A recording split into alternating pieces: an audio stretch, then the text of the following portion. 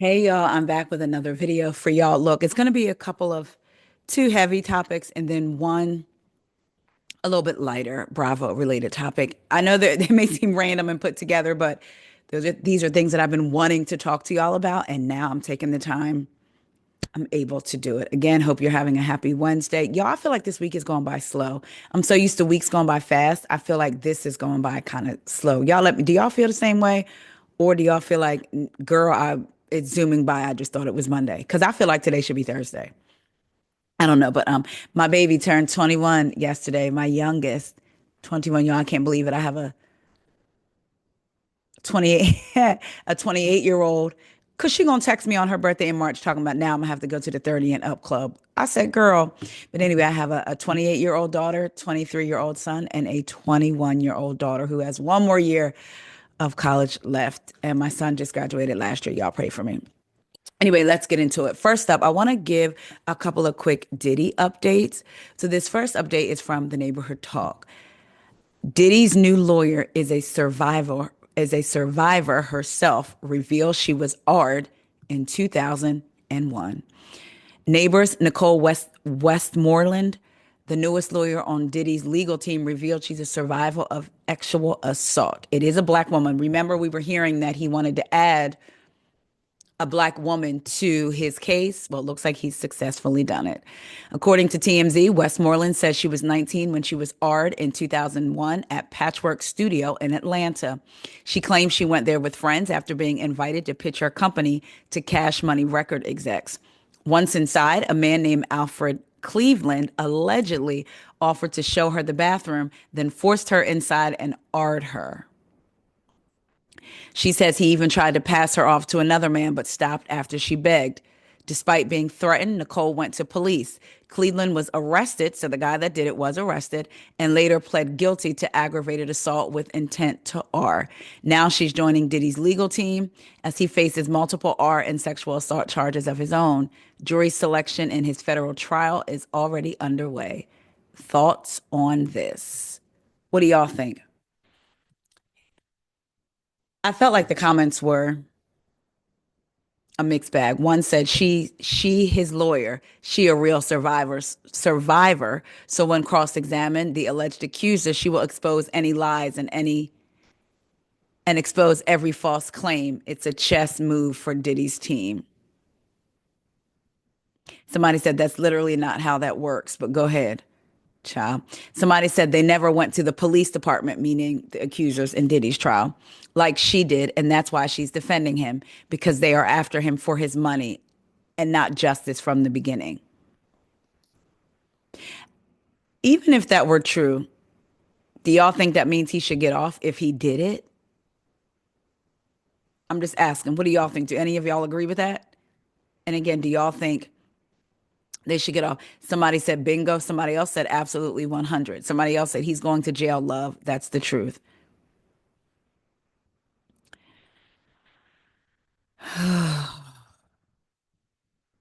I just, somebody said, ma'am, if you're an alleged victim, which I guess it's not alleged because the man pled guilty for aggravated and assault with intent to R, even though she says he R'd her.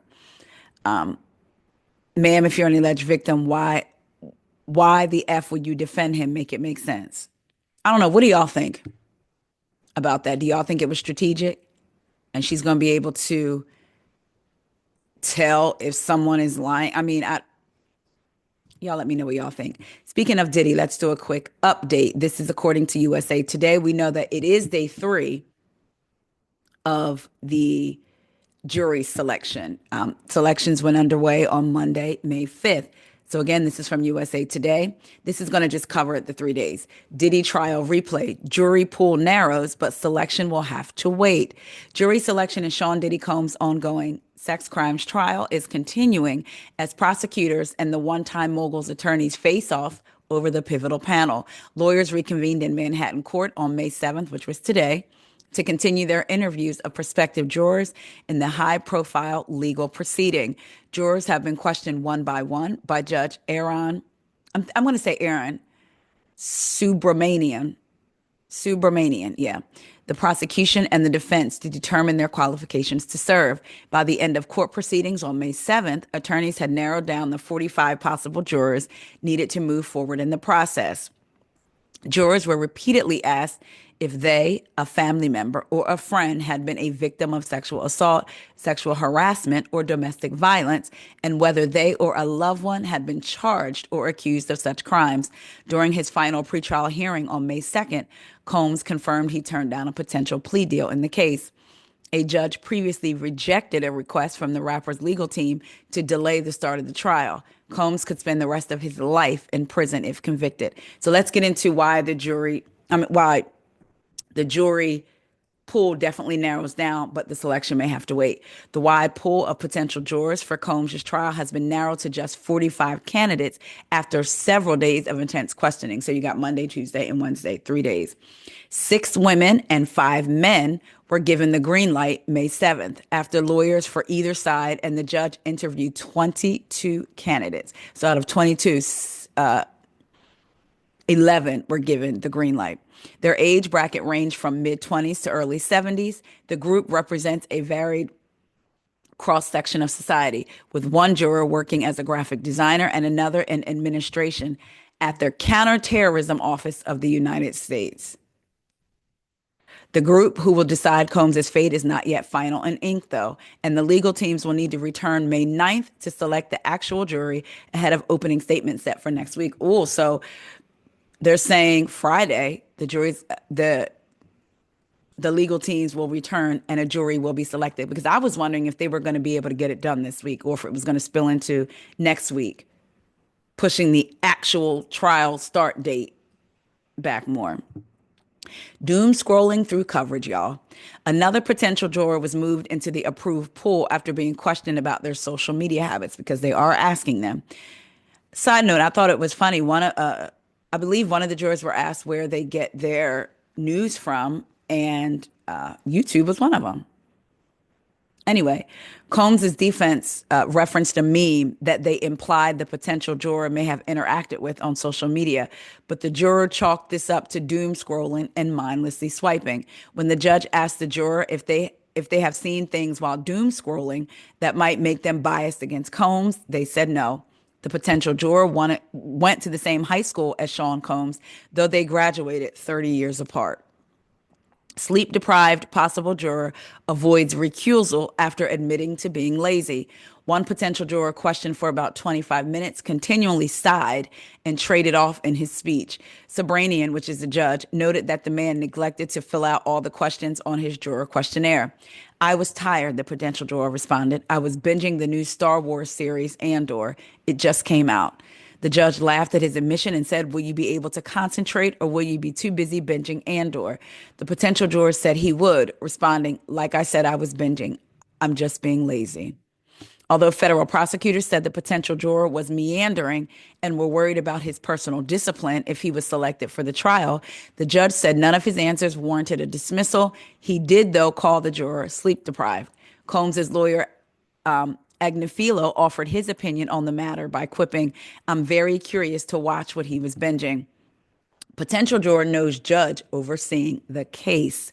One potential juror had an obvious conflict of interest. He was friendly with the judge after serving as his co-counsel in several cases, meaning they previously represented clients together. They have known each other for about 10 years. When the potential juror walked in, the judge amiably asked him, what's your opinion of the judge, meaning himself? In this case, the prospective juror responded, he is fair, he is gregarious, and he is brilliant. The prosecutor said she was worried he would have outsized influence on other jurors because of his position, so he was dismissed. Potential Diddy jurors confused on domestic violence charges. One juror who was admitted to the pool said she had seen the footage released by CNN of Diddy allegedly assaulting, it's not alleged, but ex-girlfriend Cassie Ventura Fine, and that she felt he would be guilty of domestic violence. When the judge reminded her that the charges against Combs in this case are not domestic violence, she said that she would aim to judge people on what they actually did, and that she would want to hear the whole story behind the video. So basically, she believes he'd be guilty of domestic violence. The judge is saying, but that's not what he's on trial for. So she says, well, I'm going to try to make sure I judge people on what they actually did and want to know the story behind the video. As lawyers narrowed in on her ability to be balanced, she raised some eyebrows among journalists by seemingly walking back earlier sentiments. She said she thinks people tend to jump on the bandwagon to say something bad has happened to them. An apparent reference to the onslaught of civil suits Combs has faced in the wake of his federal indictment. I do have a question, though, for any legal experts watching, or even let's talk about it with our opinions. If the judge had to remind her, she brings up the video of the disgusting things that Diddy did to Cassie. Judge reminds her, and she says he'd be guilty of domestic violence. Judge says, hey, he's not on trial for domestic violence. Why, when they fought to not have the video as part of evidence, they tried all these different things. Is the judge still allowing it for evidence? Is it to show like his anger and what he is capable of doing? Is that why? I'm just curious if the judge was very clear. And by the way, the case is not about his domestic violence, but they allowed the video to be included. I'm just wondering about that. I don't know. Y'all let me know what y'all think. Next, judge admonishes lawyer for racial remarks, child. The judge overseeing Combs' sex trafficking trial admonished a lawyer close to the hip hop mogul's defense team, for referring to the prosecutors in the case as a six-pack of white women. In comments on a podcast. The lawyer, Mark Gergero, said in a May 2nd episode of Two Angry Men, a podcast he co-hosts with celebrity news website TMZ's founder, Harvey Levin, that the racial and gender composition of the six-member prosecution team was interesting. So one of the lawyers on Diddy's case also hosts a podcast with the person, Harvey Levin, who founded TMZ. It's called It's called Two Angry Men. And he referred to the prosecution against Diddy, I guess because there's six white women, as six-pack of white women. So he said race may be an undercurrent at the trial, but would not be a focus of Combs' defense. That's something that no one should be saying as an officer of the court and a member of the bar, the judge told Garagos, that's how you say it, Garagos, in a private conversation in his robing room on May 6th before jury selection resumed, according to a trial transcript. Referring to the prosecution in this case as a six-pack of white women is outrageous, said the judge, who is of South Asian descent. What was the plea deal for Diddy?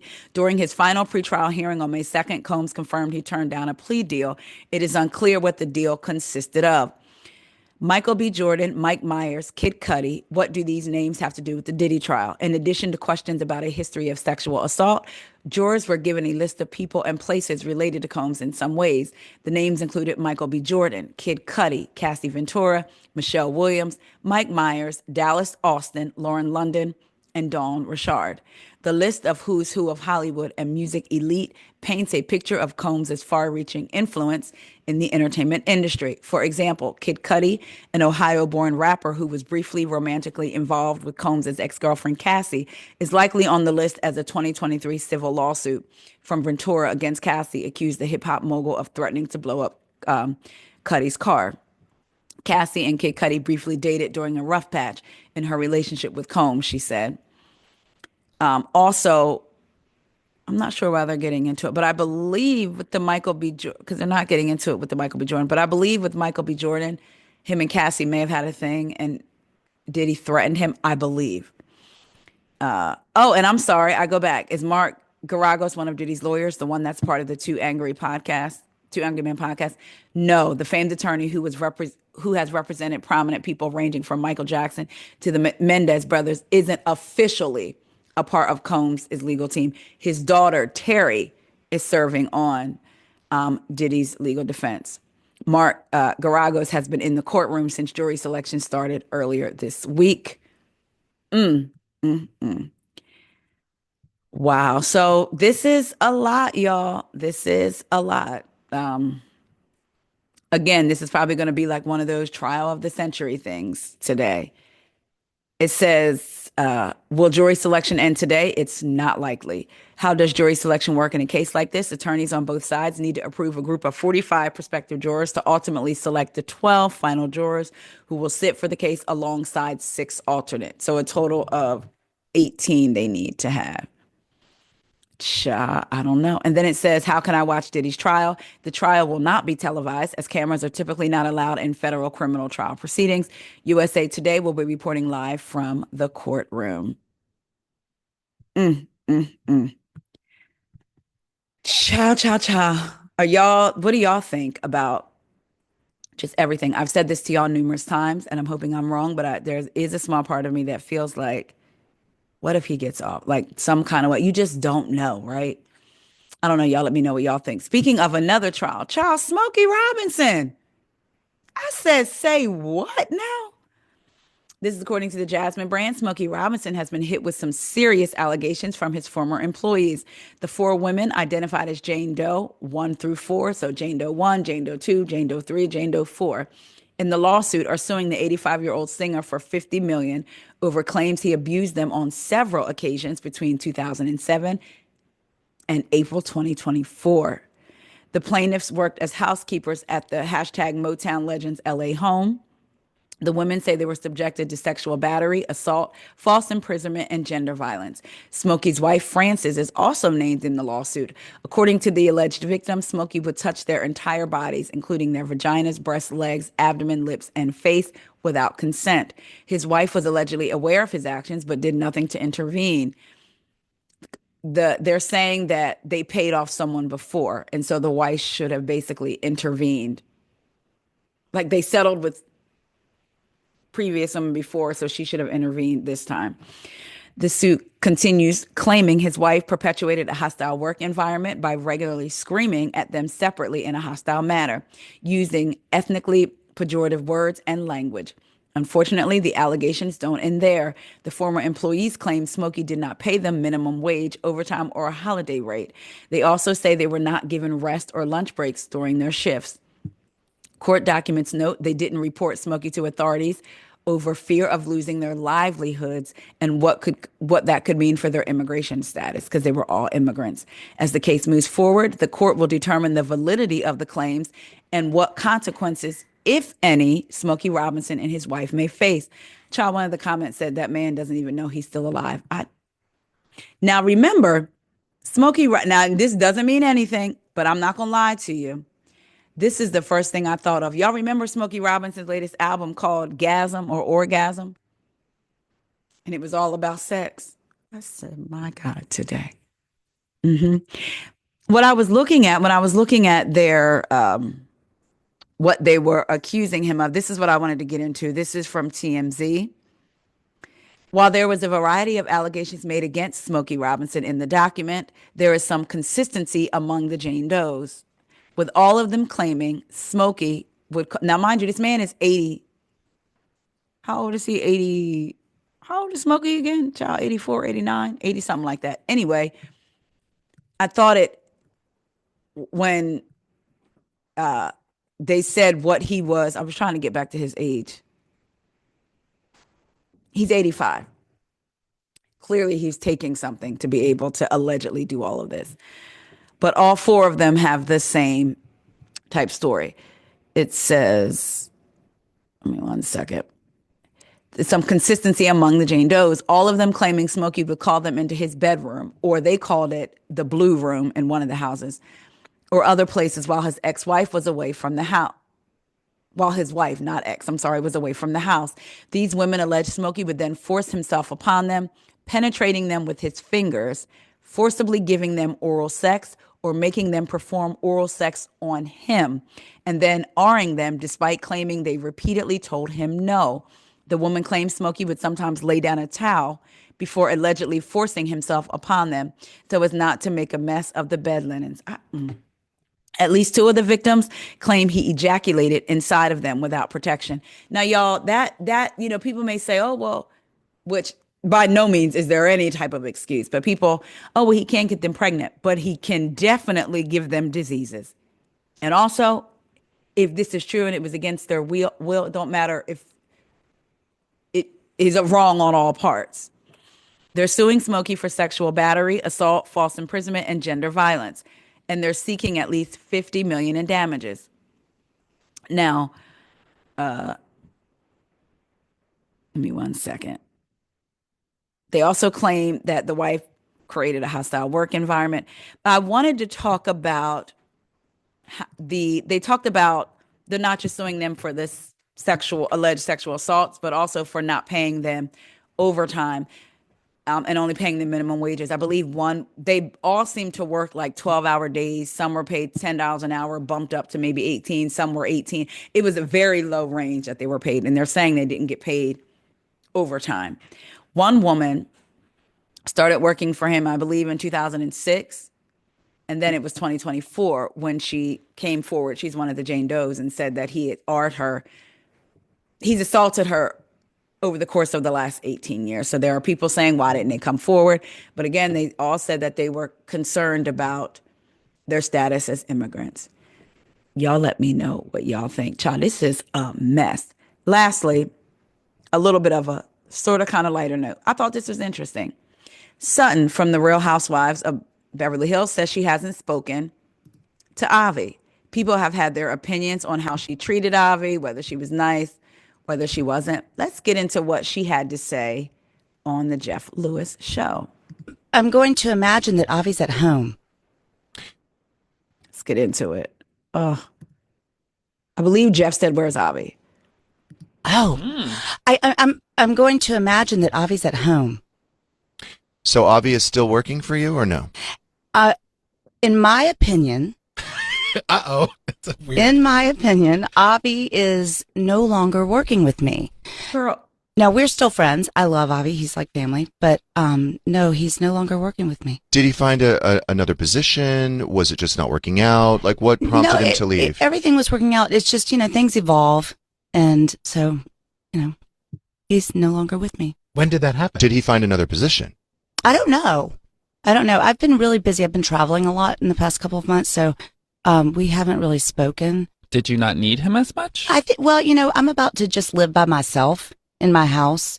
So things have just evolved and it's different now. So does he call you one day? Does he say, "Hey, can I speak to you for a moment? I think it's time for Avi." Oh, I'm going to imagine that Avi's at home. So Avi is still working for you all right, or no? so then this is the next For me to slide. leave?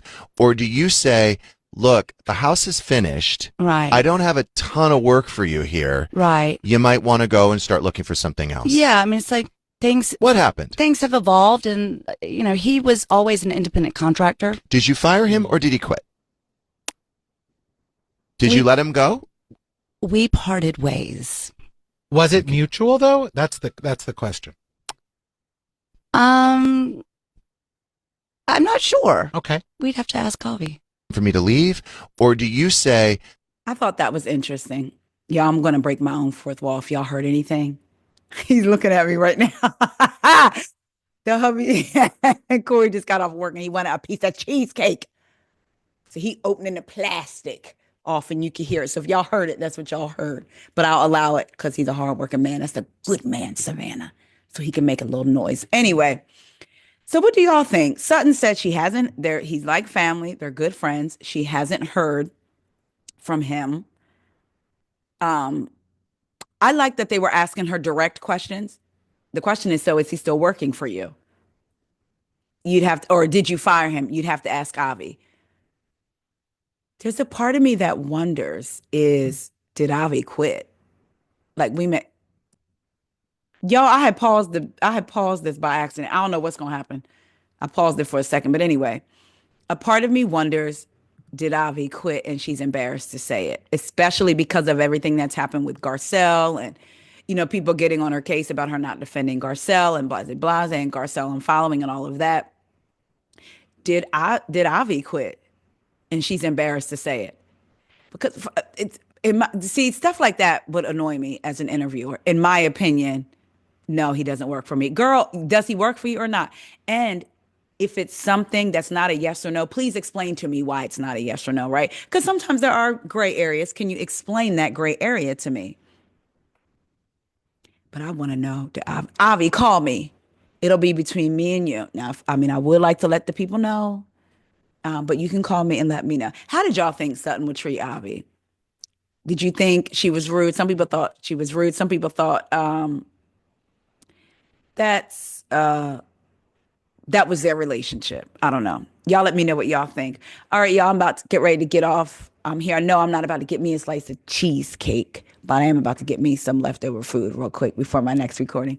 I love y'all so much. Thank you to every single subscriber. I'm going to keep thanking y'all. I know y'all probably like, we've heard this all before. You're going to continue to hear it.